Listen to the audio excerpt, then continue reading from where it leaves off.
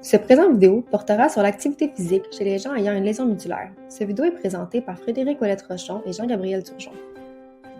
Le rôle du kinésiologue lorsqu'il travaille avec un blessé médulaire est d'élaborer un programme d'exercice permettant un gain de force minimal qu'il pourra conserver afin d'être plus autonome à la maison et lors de sa réintégration dans la société.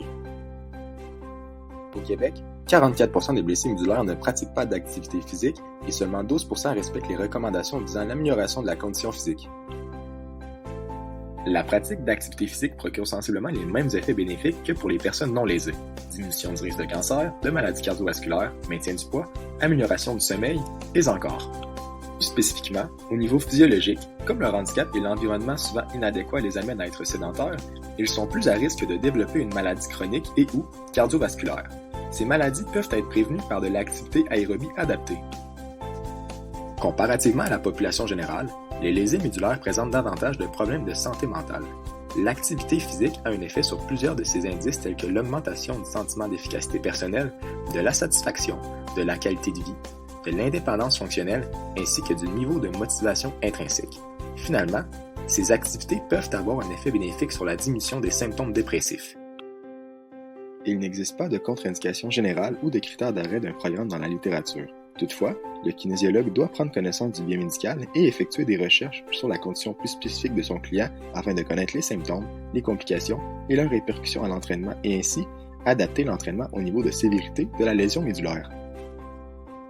Depuis 2018, les kinésiologues ont accès à des lignes directrices établies pour les individus ayant une lésion de la troisième vertèbre cervicale ou plus bas depuis au moins 1 an et âgés de 18 à 64 ans. Le tableau affiché présente le minimum d'activités qui devraient être pratiquées afin d'améliorer sa force, sa flexibilité et sa capacité aérobie. N'hésitez pas à faire pause pour en prendre connaissance. Les traitements pharmacologiques en phase aiguë n'ont pas démontré avoir d'effets significatifs sur l'évolution neurologique de la pathologie. Au-delà d'1 an, le traitement est axé afin de diminuer la spasticité sévère des muscles posturaux par la prise de relaxants musculaires tels que le baclofen. Un effet secondaire à considérer à l'entraînement est la fatigue. Comme jamais 2 lésions sont identiques, le kinésiologue aura à être créatif afin d'adapter l'évaluation de la condition physique et la prescription d'un programme d'exercice aussi bien pour les personnes ayant une lésion incomplète et dont les conséquences se limitent à une affection de la déambulation, à celui qui a une lésion complète se déplaçant à fauteuil motorisé. Parlons maintenant des précautions à prendre lors d'une évaluation de la condition physique. Lorsqu'il est possible de soumettre un test aérobie, celui-ci devrait être maximal et s'arrêter si l'intensité atteint 70% de la FC de réserve. Ce test peut consister en un protocole de 6 minutes tel qu'illustré à l'écran.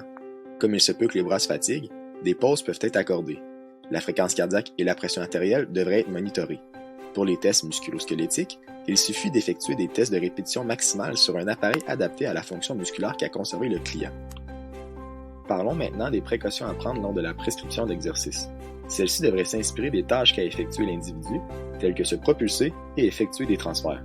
Elle devrait considérer la conception du fauteuil, viser à diminuer la spasticité, le renforcement des muscles posturaux et prévenir les blessures de la courbe des rotateurs qui est hyper sollicitée. Le client devrait être accompagné lors de ses premiers entraînements et pour les individus faisant de la dysréflexie autonome, la pression devrait être monitorée avant et pendant l'effort. Pour ceux ayant de la difficulté à thermoréguler sous le site de la lésion, le kinésiologue devrait les inviter à boire plus souvent et à les vaporiser. Des précautions psychosociales sont aussi à considérer dans la prescription.